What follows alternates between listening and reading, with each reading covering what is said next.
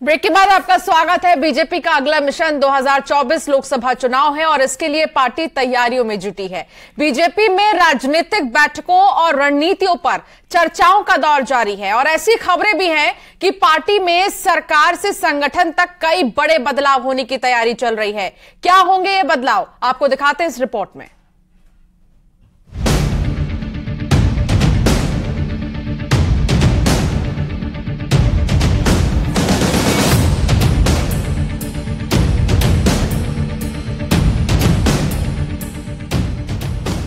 चुनाव, तनाव और बदलाव, इन दिनों बीजेपी में अंदर खाने कुछ ऐसी ही तस्वीर बन रही है।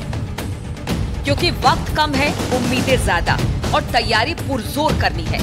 इसके लिए अब संगठन को 24 के लिए तैयार किया जा रहा है। रणनीति को धार दिया जा रहा है और विजय अभियान को रफ्तार दिया जा रहा है, जिसमें अब उन चेहरों पर नजर है जिसे बड़ी जिम्मेदारी मिलने वाली है।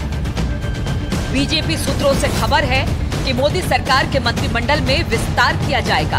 कैबिनेट में फेरबदल को अमली जामा पहनाया जाएगा। राष्ट्रीय और राज्य स्तर पर भी संगठन में बदलाव होंगे। चुनावी राज्यों के नेताओं को प्रमुखता से जगह मिलेगी। वरिष्ठ मंत्रियों को संगठन में अहम पद पर भेजा जाएगा।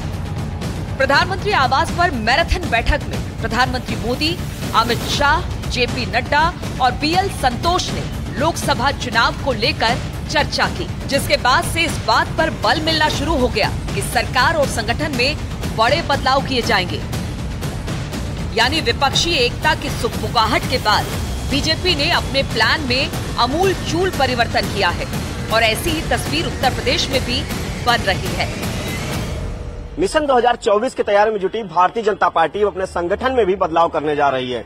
दरअसल भारतीय जनता पार्टी अपने कई जिला अध्यक्षों को बदलेगी, जिनका परफॉर्मेंस निकाय चुनाव में बेहतर नहीं था। इसी तरीके से क्षेत्रीय टीमों में भी बदलाव किया जाएगा। क्षेत्रीय उपाध्यक्ष और क्षेत्रीय महामंत्री नए बनाए जाएंगे। यही नहीं, भारतीय जनता पार्टी के दूसरे अन्य विभागों में भी संगठनात्मक बदलाव देखे जाएंगे। ये बदलाव जुलाई माह में हो जाएंगे। इसकी पूरी रूपरेखा भारतीय जनता पार्टी के नेतृत्व ने तैयार कर ली है।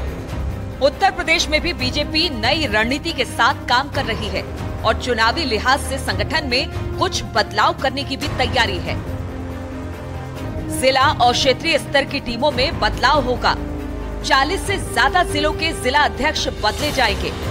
उत्तर प्रदेश के सभी 6 क्षेत्रों में क्षेत्रीय महामंत्री तैनात होंगे।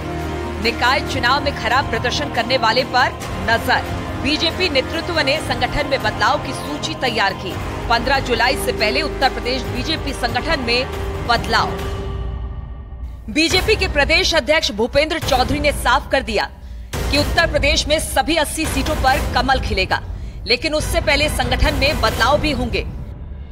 और मुझे विश्वास है, जिस प्रकार का रेस्पॉन्स और प्रदेश की जनता का माननीय मोदी जी के प्रति लोगों का विश्वास है, तो मैं निश्चित रूप से कह सकता हूं कि भारतीय जनता पार्टी उत्तर प्रदेश में सारी सीटें जीतेगी। लोकसभा की 80 सीटने का जो संकल्प है, मुझे विश्वास है प्रदेश की महान जनता का आशीर्वाद मिलेगा। संगठन का कार्यकाल जून 2024 तक केंद्रीय पार्टी ने बढ़ाया है, लेकिन कुछ नीचे आंशिक परिवर्तन जैसे प्रदेश की कार्य समिति में हुआ है, ऐसे क्षेत्र में, जिलों में हम लोग परिवर्तन करेंगे। और हमारे पास संभवतः जुलाई माह का समय है, तो जुलाई माह में हम इस ओर आगे बढ़ेंगे।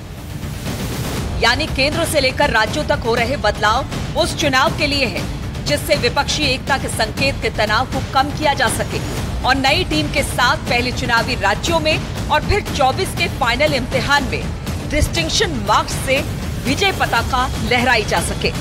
न्यूज 18 के लिए दिल्ली से अनूप गुप्ता और लखनऊ से संकेत मिश्रा की रिपोर्ट।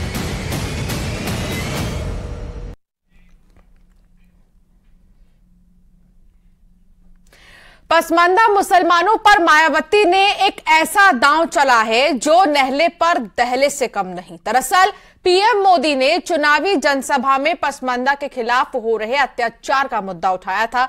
इसी को आगे बढ़ाते हुए मायावती ने आरक्षण की बात कह दी है, जो अल्पसंख्यक वोट बैंक को साधने की ओर इशारा कर रहा है। हालांकि जिस पसमानदा की बात इन दिनों चर्चा में है, वो बीजेपी के प्लान का हिस्सा है।